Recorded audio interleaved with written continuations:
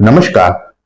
Diabetes में तरबूज, केला और आम इनको खा सकते हैं कि नहीं खा सकते? खा सकते हैं तो कितना और कब खा सकते हैं? एक एक करके बात कर सकते हैं। सबसे पहले बात करते हैं तरबूज की, वाटरमेलन। इसका ग्लाइसेमिक इंडेक्स बहुत ज्यादा होता है, 72 से 80।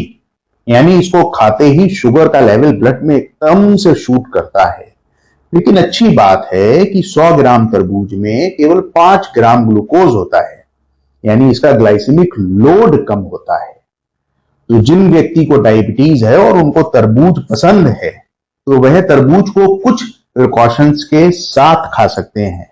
जैसे एक बार में खाएं तो तकरीबन 100 से 150 ग्राम तरबूज, लगभग एक छोटा कप कटा हुआ तरबूज आप खा सकते हैं। सुबेरे सुबेरे खाली पेट इसको एकदम से ना खाएं, क्योंकि ये आपके रक्त में शर्करा के स्तर को बढ़ा देगा। स्नैक्स के साथ ले रहे हैं तो कुछ चीजों के साथ लें, जैसे कुछ नट्स हो गए, या मान लीजिए सेब हो गया, इस तरीके के फल, इनके साथ इसको लें।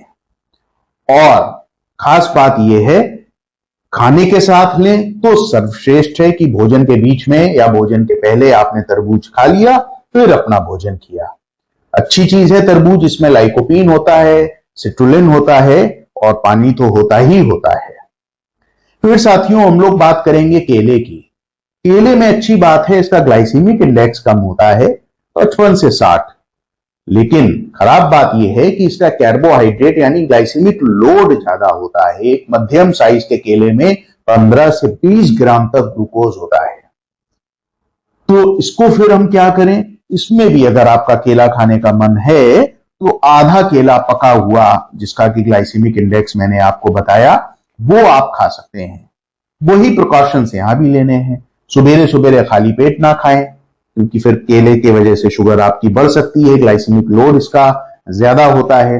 दूसरा चीज, अगर खा रहे हैं तो अन्य फलों के साथ, जैसे पपीता हो गया या सेब हो गया, फ्रूट सैलेड की तरह ले लें, और बेहतर होगा कि भोजन के साथ लें इसको। हाँ, ये भी एक अच्छी चीज है, जैसे आपको केला खाने की इच्छा हो रही है तो कोई एक्सरसाइज आप करने जा रहे हैं उसके आधे घंटे पहले ले सकते हैं, क्योंकि उसके बाद जो ब्लड शुगर बढ़ेगी, एक्सरसाइज उसको काउंटर कर देगी। एक्सरसाइज में वो केले से जो शुगर बढ़ी हुई है वो कंट्रोल में आ जाएगी। और अब बात करते हैं फलों के राजा आम की। तो एक पके हुए आम का ग्लाइसेमिक इंडेक्स तो कम होता है, 50 से 55, यानी आम खाने के बाद रक्त में शुगर का लेवल धीरे धीरे बढ़ता है।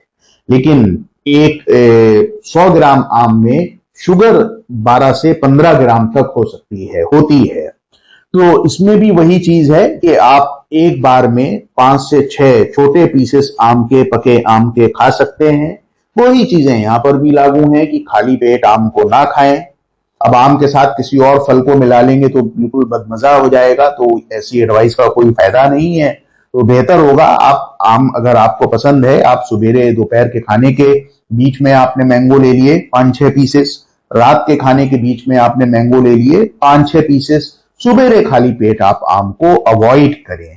तो साथियों, ये जानकारी हुई 3 महत्वपूर्ण फलों के लिए गर्मियों के, जिसमें वाटरमेलन, तरबूज और आम तो गर्मियों में ही आते हैं। केला 12 मास उपलब्ध रहता है।